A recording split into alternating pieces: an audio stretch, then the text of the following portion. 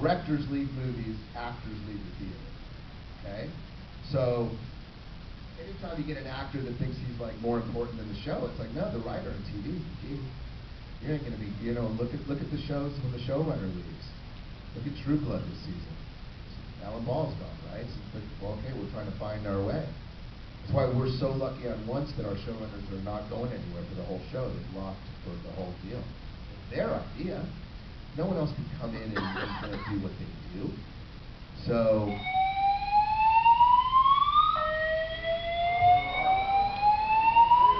nah, they'll turn it off. That's what happened.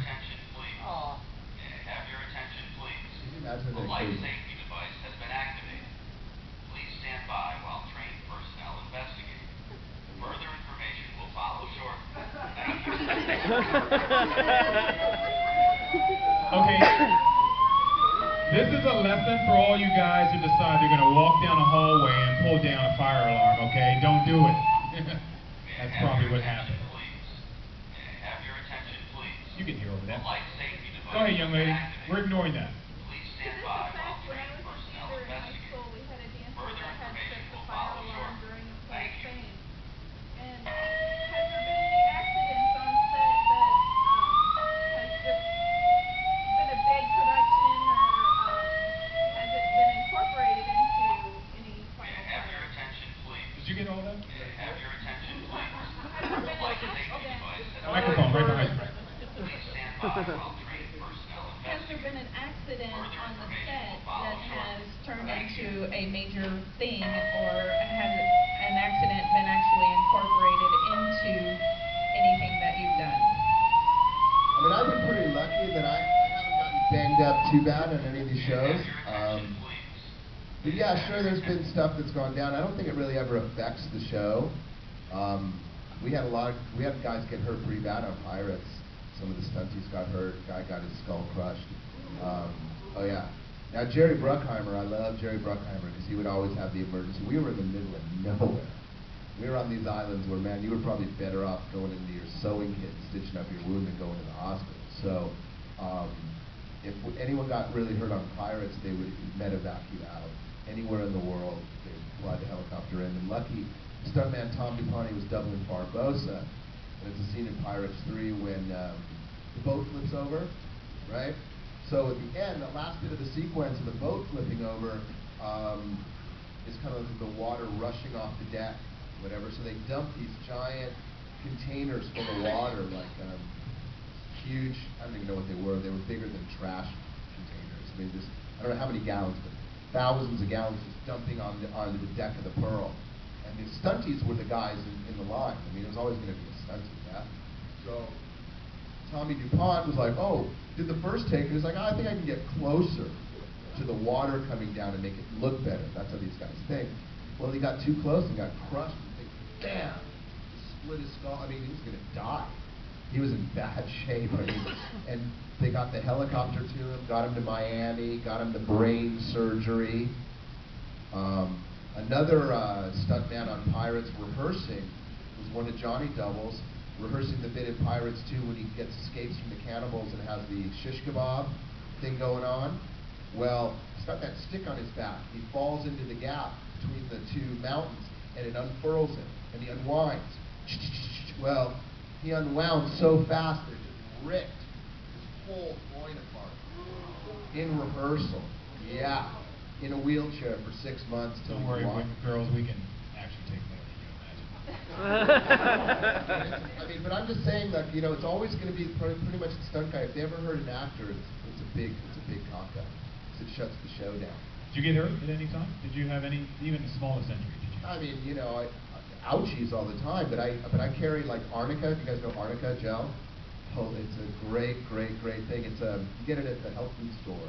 And it's a clear gel. It's made from a plant, and it's the best thing for bruising or slight muscle injury. So it's always in my kit. Yeah, you need it all the time. Especially because they made me gain weight when I did Pirates. You know what I mean? So because they wanted that Laurel and Hardy thing. So I had this giant belly that I wasn't used to. I had this belt buckle. Oh, it'd catch me in my belly or into my legs. You'd stab yourself with your sword when you were running. You know. Well, because you can't. When you're running with a sword. sword, guys, you got to kind of control it so the guy behind you doesn't catch a sharp sword in his nether regions or wherever. So kind of holding the point down. So imagine running, you're going to catch your heel into the point of your own sword like constantly, trying to run through. So little stuff like that. But I mean, I'm kind of a tough guy. So, you know, I like stage combat. I like action. Like I say, I like action. I was in China on Warriors of Virtue. This movie I did in Beijing in what year was it? Somewhere in the mid-90s. When China was still wild, when they weren't used to doing sync sound movies, when dudes would be hammering in the middle of a take because they weren't used to being quiet. They didn't do sync sound, right? They dubbed in all their movies. So it was and this was directed by Ronnie Yu, famous Hong Kong director, cinematographer Peter Powell, legendary Hong Kong stunt dudes. They're top guys in the biz, you know. First thing they go, Lee, are you a stuntman? And I thought about it for a second, and I could have gotten all courageous a bunch. I go, no, I'm not. Oh, okay. 6 months later, the rap party, they go, Lee, you remember that first day we asked you if you were a stuntman? You did every stunt. I was on the wire, I was flying through the air, I mean, I fought about 40 guys. I go, yeah. Guys, you always say no first. So if I had said, yes, I'm a stuntman, you would have gone, oh, 80 feet. And then I would have had to say no. Yeah? So you say no first, okay? Sometimes the best road is the smart road, you know? And I'm always, my motto is, if you ever follow me on Twitter, which you should, at Lee Arenberg, safety first, right? Safety first is one of my big mottos. It's from Bertolt Brecht, the Resistible Rise of Arturo Ui, which is a Hitler parable that I did in college. It's a great play about the rise of Hitler through the gangsters of Chicago. But it parallels all of how Hitler rose, but through Chicago. And there's a line when Arturo's starting, he's the lead gangster, and he's going to be the Hitler character, and he's starting to gain power. And one of his cohorts, lieutenants, is like, safety first, Arturo. So safety first is my motto. You always got to be safe, and then sane. Safe and sane. Cool. Any other questions out there in the audience? Yes, ma'am. Over there on this window. God, I hope so. I mean, Mackenzie's doing Game of Thrones. He's getting nominated for Tony Awards, so they better write something good to get him back, because otherwise he just won't do it. But yeah, of course we'll be back. I mean, they blew it by not having it in the last one, okay? I mean, it's not a secret that the filmmakers were like, dude, error. And it wasn't, you know, we weren't in the movie for any reason except they made that guy Oren Aviv, head of Disney for that time or whatever. He got a raise up from the distribution. He didn't know about making movies. So, and he was like, oh, well, whatever I want, I don't want Patel and Rigetti. Because he wanted to put his own stamp on the movie, right? So he lasts 3 months in the job, then gets fired. Sean Bailey replaces him, goes, where's Patel and Rigetti? This is not good. It's not funny. Where's the funny? Where's my funny guys? But the script had been written. So then they had to try and shoehorn us in, and it just was lame, right? And then ultimately, Bruckheimer still wanted us in there, and I would be like, dude, fat paycheck for stepping in the back. It was stoked. But Rob Marshall, the director, was like, no, not good enough for you guys. So in a way, he was like, oh, you're too good for what little we have. And I was like, no, I'm not. I freaking need that paycheck, Rob, to be honest. You prefer comedy more than drama? No. I don't. I mean, I do more comedy, but I think that it has a lot to do with me getting better as an actor. Being able to pull off the drama without making it too big. I used to get that note all the time, too big, and I never felt it. I didn't know what the hell they were talking about. My manager would say it to me, but once in a while I'll hear that in an audition. And he was telling me about this other actor he reps that refuses to be big in a room. And I'm like, well, dude, that's not how I roll. I am big. That's what I play. But it's all in the listening. It's all in the reason I seem too big at times, and I'm working on this as an actor, is that if me, like, I know, if I'm so determined in my choices and so set in what I'm trying to attain in a scene, that I'm not really letting the other person affect my choices, then that's perceived as being too big in your choices, right? It doesn't mean I actually play the scene any differently.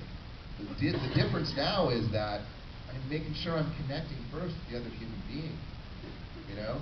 Not that I wasn't doing it, but now it's a more conscious decision to, all right, bring it. And also, you see somebody get Yeah? Anybody? It makes you lean in. What the hell is it? Right? And also, it's rare, you know, most of the most successful actors are more introverted than extroverted. You look at, I mean, the real, like, gnarly ones, the ones I want to be, you know? So for the extrovert, kind of end up being the class clown, comes easy. But to mind the stuff that really, like, I don't know, there's nothing better than, like, when I played the scene in my Once Upon a Time where I have to break up with Amy Acker, and of course, that'll never happen in real life, there's no way. That was some serious acting, bro, right there. But I couldn't even get through rehearsal without crying. Because I was so primed to play the scene, you know, and the guy was totally, that's the way. And then the director was like, dude, cut it back, too much. So, all right. And then when it came around to my close-up, he goes, okay, now. See? He played me, you know, the director did. It was a nice move on his part because I was too keyed up. He wanted to keep me there, you know, in a good spot and save it for my close-up, right?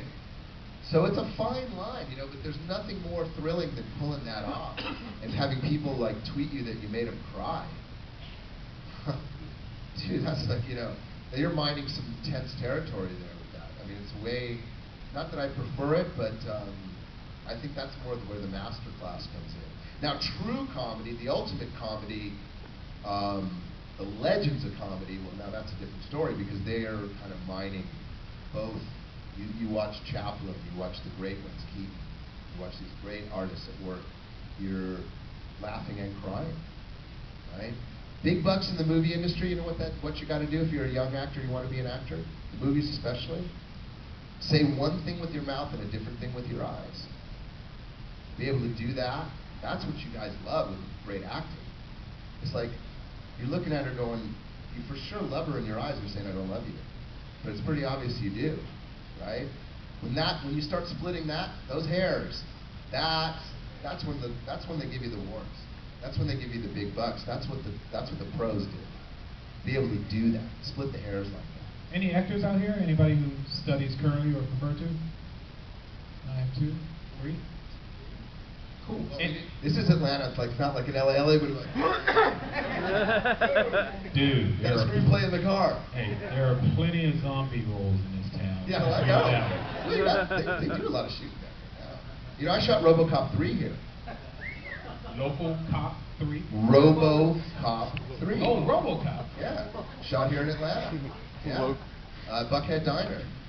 And then we'd hang out and then hang out at that little strip club next door. That was the best part of it. And where? Lighting turnaround? We're gonna be in the strip club? God, this is a great film. What? Follow Shane Black anywhere. Yeah, that's cool. Later on. Anyway, any more questions out here? All the way in the far window over there. Yes, sir. All right.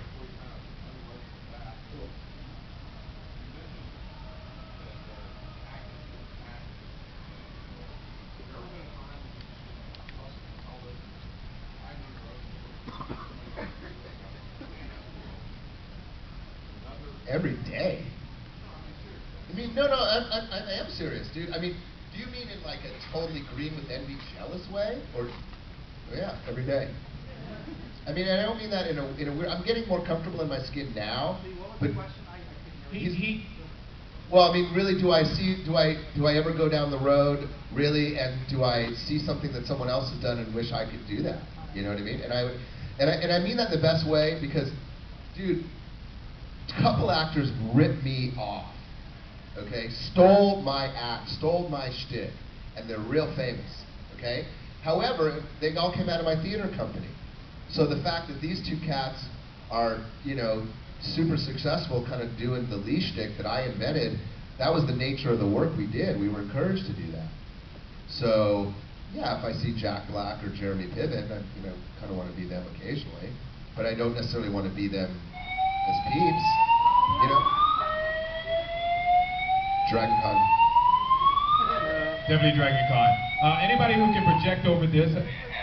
Yeah, we know already. Anybody who can project over this have a question they want to ask? Go ahead, Larry. When do you turn the switch on? When do you get into character after makeup or before? You know what's weird? Makeup, depending on the makeup job, really helps you get into character. Obviously, like with Pirates, Star Trek, certain ones, all about the makeup. But I tend to turn the character on right before action. You know, if you're on a set with me, we would be talking about anything but the scene, depending. Again, now, there are times when you've got to focus. There's times when you're just, right? There's other times when it's probably best to be a little free and breezy about it and have some fun doing it. I was on the set of once the other day, and my manager called me, and I'm literally on the phone with them as they're rolling, and everyone's just laughing. So, I mean, it depends on the set, right? And it depends on the scene. We're in the business of telling the story, but we tell it through the scenes that we do. So, your challenge as an actor is to nail every scene you're in. Well, some scenes are going to be more demanding than others, right? Sometimes they're more technical than acting, maybe more of a demand on a camera move than it would be on you. So, I try and keep it pretty loose, you know? People ask me how you do, and I go, I'm great. That's my secret. Don't tell anyone, because I'm always in a good mood, you know? So mentally, I set myself into a real positive spot to do this work. And I try and have the most fun possible. Because again, I'm asking the universe for the most shallow dream. Very egocentric business we're in. It's all about me as I do it. And the only way to balance that out is to realize it, call myself on it, and, you know, celebrate it. You know? Not be a jackass, of course, but at the same time, I'm sure that what I perceive to be my cool attitude by someone else is seen as an arrogant fucking prick, you know? Just the way it is in the biz. So, I don't really worry about it, you know? But at the same time, I'm having the time of my life doing it. You know, you only go around once. So, I like to say I shoot for the stars and just hope I hit the moon. Somewhere cool. You ever thought about doing any Shakespeare or acting overseas, for that matter? Yeah, I mean, I've done a lot of Shakespeare. Tons. But I mean, it's not pro because I can't afford, like my theater stuff I did, Actors Gang. I don't know if any of you ever heard of our theater company? So we're legendary in Los Angeles. Anyway, Tim Robbins started it with me and we were the straight male jockey dudes from UCLA Cusack, Theater. that's the one with Cusack. Cusack came in later. Cusack came in '85 after they did the Sure Thing. But the original kind of founding members were me and Tim Robbins. Richard Olivier, Laurence Olivier's son. I was telling you this story about Olivier. I was hoping you'd touch on that. Okay, well, I'm a young man. I'm at UCLA, and we had this thing at UCLA where you could rehearse a show and perform it in a theater one day on a Friday at noon. Okay, and they would give you full production value, but you only got like 1 hour. It's called the Noon Miracle, as they called it. So Richard Olivier was going to be a director, so he had chose this English comedy, we rehearsed it, and we're going to perform it, and then getting close to the show, he goes, by the way, my dad's going to come see it.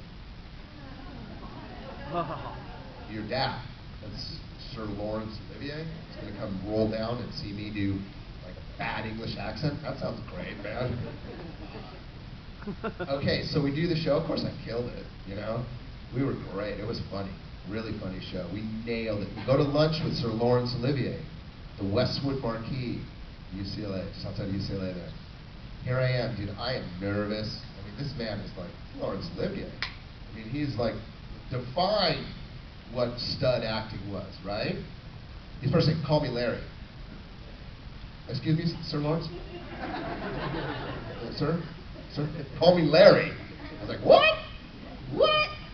Like, and then I was like, I was 18, right? The waitress comes over. She goes, "What would you guys like to drink?" I'm like, "Gin and tonic."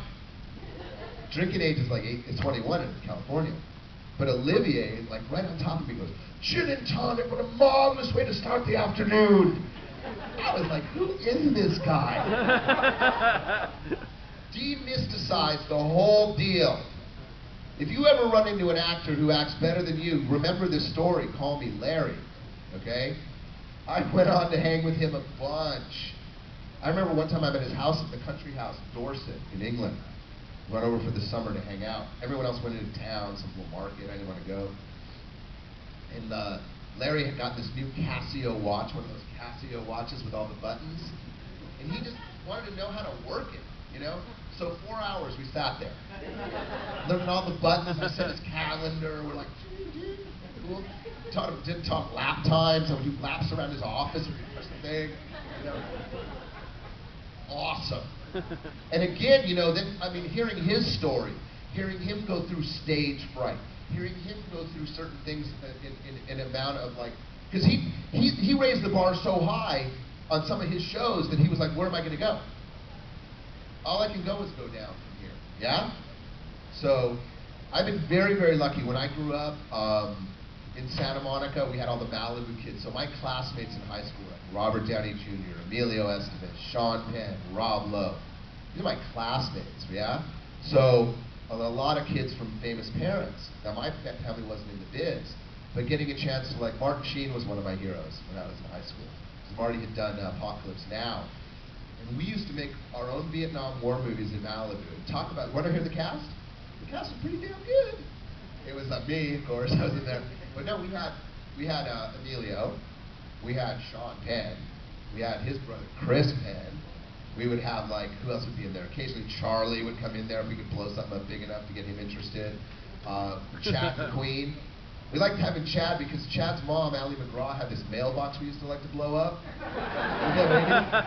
To this day, if you drive out, she lives in New Mexico now, but if you go past their old house, it has a new mailbox with the stuff that's still burned. So we would blow it up like M80s and cherry bombs, all in our Vietnam. We'd put thing out of like a helicopter, bad effect shots. And it was all because Martin had done the Apocalypse Now. You know, and we were all so blown away by the performance and the whole story about Harvey Keitel getting fired and Marty getting the job. And then, you know, he's such a method dude. He got all drunk and he punched the mirror, cut his hand, got in a fight with Emilio, had a heart attack. That was all like, that was my buddy's dad, you know? And he was so crazy. I mean, Martin Sheen is like, I mean, he's the sweetest dude in the world, but I mean, I fooled him. Like, I would go to his house and spend the weekend, right? And then Emilio was in a play where I played, it was called Stage Door. It's this famous play about Broadway. And I just had a part at the very end where I played Adolf Gretzel, this movie producer who's coming in to recognize one of the girls. It was like Lucille Ball's first movie, made her a star back in the 30s, and they did a play about it. Anyway, Adolf Gretzel comes in and he's like, oh, darling, it's a lot of fun. It's going to make you a star. And all this shit. And that gray hair and a fake mustache. And at the end, Martin is there and he comes up to me and he goes, my son is so glad to be in your class. I'm like, Martin, it's Lee. I'm not the teacher. You know? Even then, I could fool like Marty Sheen. You know, maybe it wasn't that hard. I don't know. You know, I thought it was cool. But that's. Go ahead. Question. Yeah. You had mentioned Santa Monica, so my wife wanted me to mention Narbonne High School. Narbonne, yeah. Well, Narbonne's in South Bay. I used to wrestle against those guys. Yeah, you wrestled against her cousin. Did I? He probably beat me. I was a fish. But I did it. You know, I still did it. I still like to wrestle. Guys, we got time for one final question. Make it a good one. Make it something that he hasn't. Well, no pressure. No, I'm putting pressure on her right now because obviously like it was a she's the one. question. I want my answer. Huge. It's got to be humongous. It's got to be.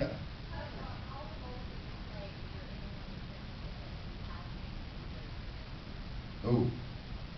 All the roles you played, has there been any particular? I think the super challenging role to get into. Well, I mean, I would say probably the craziest role, the hardest role. See, me getting into roles is pretty much, I've been doing that since I was a kid. That's what I do. So the question would really be whether I pulled it off or not. Okay. Now this is interesting because Hollywood's changed. Hollywood has changed. When I started out in Hollywood, the Perfect Strangers days, you used to go to an audition and you'd always hold your signs. Always, even if you knew it, because you didn't want to let them know you were giving a performance. You would never get a job unless the director said, great, now try it this way. See if you can take direction. That's how the audition process will work. Now, you go to something, never hold the script. It's got to be memorized. You've got to give a performance in the room. You never get an adjustment. Because TV, they don't want you to actually have to find the role. You either are the role or you're not getting the role. Okay? So that's a fundamental difference. Hard to find the role. That's why I'm in the class and I work on it. And my acting teacher, who I also coach with when there's a part I need to work on, so I'll even invest more in myself and pay her to coach me privately, even for an audition, to help me through that, to identify those spots. But what we do in class is she never has me, or anyone in the class, playing a role in a scene from something that you wouldn't necessarily be cast as. There's no sense in me trying to be some role that I'm never going to get. But yet say it's more important for me to maybe play the Duval role in Tender Mercies, or the dad role in Warrior, or something that has those things are where I'm maybe headed to. So, I mean, I like to say, I'll do whatever it takes to get into a role. So no, I think I'd have to say no to that. There has never been one that I was like really, because that's the challenge. I love being scared about that. That's what it's all about for me, Because the fear of failure is like, is that internal speech? Fear of failure is my early motivation, That was the whole thing. My dad, right? My dad, what are you going to fall back on? I go, dude, you were a Marine. Last I checked, you never fell on your back. I'm a Marine actor, guys. Going forward. Yeah, I'm going forward. I'm going to fall on my face. It's going to be ugly when I do it. Yeah? But that's what makes or breaks you guys. That's what we love. You want to see us on the razor's edge. You pay the big bucks to see that, right? And so that's what I think we should be looking for, those challenges. Done the nudity on the stage. I've done a lot of things that would scare a lot of people. But I never see the part. See, this is the thing. I never see a part from the position of Lee. I don't. I'm the character. So something that Lee might be uncomfortable with, well, this guy does it. It's his natural behavior. See? That's how you know a young actor. That's the difference. You see? A young actor will get self-conscious, where a pro actor gets into the character. So, if it's a moment that's ever kind of awkward or dangerous or scary, yeah, I pucker up over it. On Pirates, every time they would kind of like do something like drown us or waterboard us or do something really dangerous, Gore Verbinski would call the paramedic, the set medic, and he'd go, hey, he'd go, Odell, tell me again, how long do we have if this guy drowned? Resuscitate him, and you got 4 minutes? No, 7 minutes. I can bring him back if they're out for 7. So that kind of gallows humor makes you pucker up. What are you going to do? Rip about it now? You got 7 minutes, right? So they toughen you up. They toughen you up because given the opportunity, we're actors. We don't want to be dirty and all this stuff, right? We're the prince. We're the princess. So balance that. Find that balance. Where you're a team guy. Because at the end of the day, in a movie, it's a pyramid, right? It's all these people's artistic efforts, and you're the cherry on the top, and you're getting a lot of the credit for it. I don't remember, if you ask me to remember a scene of a movie, I don't just remember the other actor in the scene. I see the 1,000 crew members with the cameras. That's what my mind is. Right? That's how I see it. So it's a team game where we get a lion's share of the credit sometimes when it goes good. Ladies and gentlemen, a man of definite character, Mr. Lee Arenberg. Now remember, Lee is in the Walk of Fame. I'm going to the Walk of Fame now, so come rock some pictures. I got some videos over there. And when's your photo session? Do you have a photo session? Photo session, next one's tomorrow. There's a couple once panels coming up, right. And then I got another thing for writers, I think, on Monday. But I'm around. I'll probably be drinking somewhere. Where are we drinking tonight? Marriott. So I'll be in the Marriott tonight. Come see me. Come say hi. Thanks for coming to this. It was awesome. I really enjoyed it. Thank you. Thank you, Lee. Folks, thank you so much. Thank you for coming out. Make sure you visit Lee. If you see me around, all I want is drinks. Don't shake my hand. Thank you very much for coming out. And to our tech guys in the back of the room, they were awesome. We appreciate it. Big round of applause for those guys.